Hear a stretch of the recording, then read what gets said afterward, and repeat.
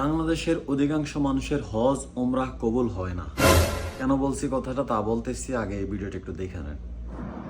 কোরআন শরীফ বলছি আমরা ইসলাম উমরার উদ্দেশ্যে। তো আমাদের আমরা 4 জন আসছিলাম। তো একজন আমাদের এখান থেকে চুরি করে সব দিয়ে গেছে, যা ছিল আমার মোবাইল দিছে, মানি ব্যাগ দিছে এবং টাকা পয়সা যা ছিল সব দিয়েছে। এই ভাইয়ের মোবাইল দিছে, মানি ব্যাগ দিছে, মোবাইল নাই টাকা দিছে।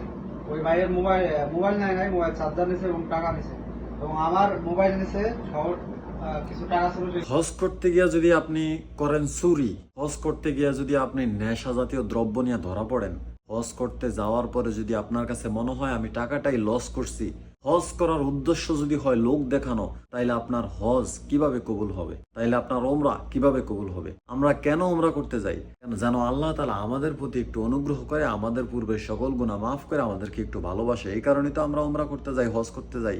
আমরা যাই কাবাঘর তাওয়াফ করতে, আমরা যাই সাফা মারওয়া দৌড়াতে, আমরা যাই জমজম কূপের পানি খাইতে, আমরা যাই আমাদের পূর্বের গুনাহ মাফ করতে, কালো পাথরের চুম্বন দিতে। কিন্তু আমরা যাওয়ার পরে যদি করি চুরি, 4 জন গেছে একসাথে ওমরা করতে, 4 জন একসাথে ওমরা করতে যাওয়ার পরে 3 জনের ব্যাগ বুক কাইটা নিয়ে সুন্দর মতো একজনে চুরি করে চলে আসছে। আপনি যে ওমরা করতে গেছেন 1.5 থেকে 2 লক্ষ টাকা খরচ করে, আপনি 3 জনের ব্যাগ মাইরা কয় টাকা পাইছেন? সর্বোচ্চ 1 লাখ টাকা। আপনার তো আরো লস 1 লাখ টাকা। ওই 1 লাখ টাকা আপনি কিভাবে পোষাইবেন? এই যে উমরা করতে গেছেন টাকা খরচ কইরা, গিয়া করছেন চুরি, আল্লাহ কি অন্ধ? আল্লাহ কি বধির? আল্লাহ কি কিছু দেখে না, কিছু শুনে না?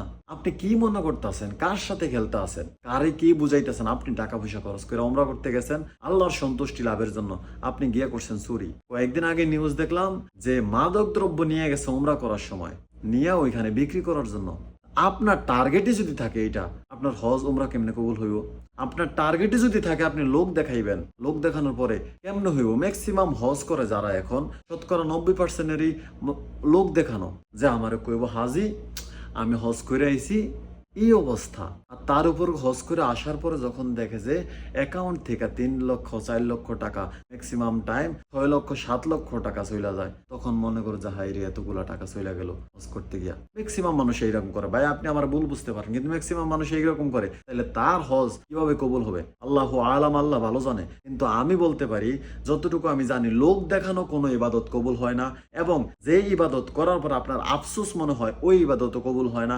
এবং যে ইবাদত করতে গিয়ে করেন আপনি চুরি, আপনি যে হজ করতে গেলেন বা উমরা করতে গেলেন, গিয়ে চুরি করলেন অথবা মাদক দ্রব্য নিয়ে আপনি ধরা খাইলেন, আপনি যে হজ করতে গেছেন যেই টাকা দিয়া, হজ করার জায়গায় যদি আপনি এইগুলা করতে পারেন, যেই টাকা দিয়ে আপনি হজ করতে গেছেন, সেই টাকাগুলা কি হারাম না হালাল? এই কারণে বলছি, কেউ যদি মনে কষ্ট পান তাহলে পাইতে পারেন, কিন্তু প্রত্যেকটা ইবাদতেরই একটা ক্রাইটেরিয়া আছে। প্রত্যেকটা ইবাদতে আপনার সুস্থ থাকতে হবে, হালাল থাকতে হবে এবং মন থেকে ফ্রেশ হয়ে করতে হবে, কারণ লোক দেখানো করা যাবে না।